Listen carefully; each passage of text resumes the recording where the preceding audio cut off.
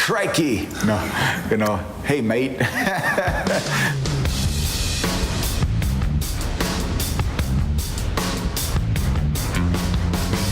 My name is Danny Santiago. I'm originally from the Bronx, New York, now living in Florida. I've had a lot of great highlights. Me getting to the levels that I've gotten on in my career is a feat in itself. I mean, I've done it with very little resources. I have a good support team who's been with me for my whole life, but we've done it on a shoestring budget. Fighting for the world title 3 times. Most individuals in boxing don't even see it once, and I've seen 3 world title shots.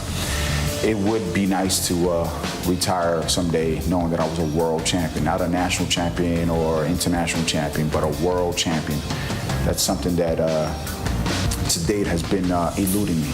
So when I was with the Don Kings and I was with all these people, I was in the glitzy locker room with the water and the fruits and all the lights and stuff, When I got out of my contract with Don King and I fought one of his guys, I wasn't in that locker room anymore. Now I'm in a dungeon next to the meat locker with no seats and no tables and, no water, and I'm the opponent now. Now I get chopped liver, I get nothing, I go upstairs and I knock the guy out and, I did what I had to do.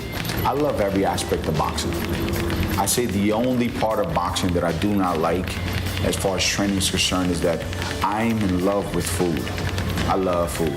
When I eat food, I make love to it. I just love food.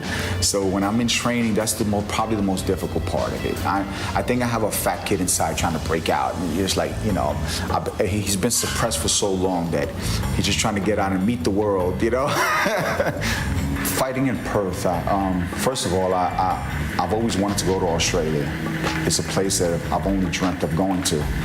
So in that aspect of it, the people with Danny Green and Danny Green people picking me for this fight, they're helping me achieve a dream, a childhood dream. So, watching Animal Planet and watching, Crocodile Dundee, being a city kid, in the Bronx, we saw animals, we saw rats and roaches, and things like that. We only seen animals in zoos, you just imagine, wow, would there be like a kangaroo, jumping down the street? And so I don't know if it's like that, really. One more. Thinking about this fight with Danny Green, people have mentioned other things in the future, and I don't know if you call it maturity or something, but I try not to look past what I got in front of me right now. What I got on the plate is what I'm going to be eating right now. I can't think about tomorrow's meal. I only got to think about today's meal. So right now, the only thing I can see in front of me is Danny Green. Everyone else to me doesn't exist.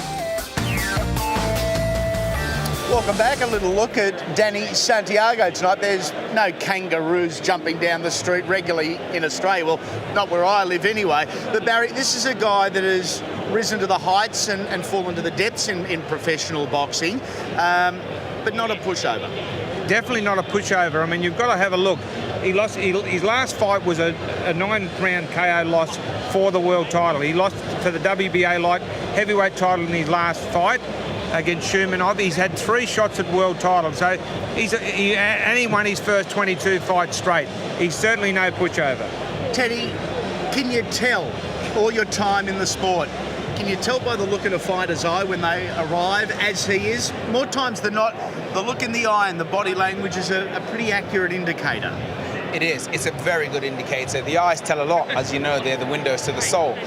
So Danny Santiago, he looks prime. He looks ready. He realises he's got the partisan crowd against him. He's here a long way from home. But from what I experienced first coming to Australia is that the crowd are very fair if you're a great fighter.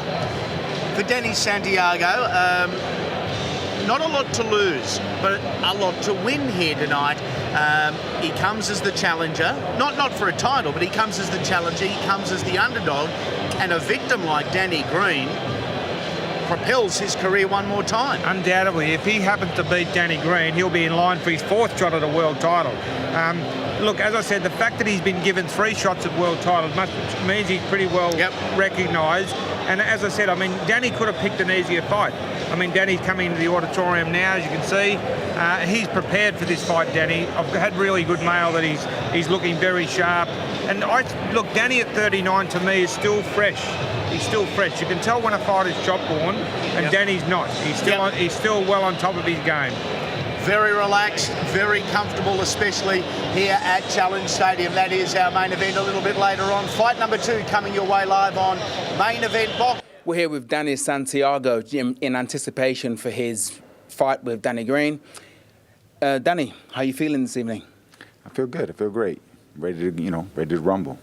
We all heard you had a long trip coming out here to Australia. How are you adjusting to the time zones and the difference? It was a very long trip, about a 39, 40-hour trip. But, that's the nature of the beast. We got to do what we got to do, In anticipation of what the crowd can expect this evening, if I was an Australian fan just sitting down, watching, what can you tell me to expect this evening? Well, there's no secret to what I do. I come to fight. I come to bring the pain, and I come to win.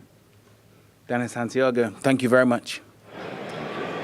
39 or 40 hours from the United States. I don't know which airline he came on. In fact, he was diverted a couple of times en route because of a medical emergency. So the preparation has been far from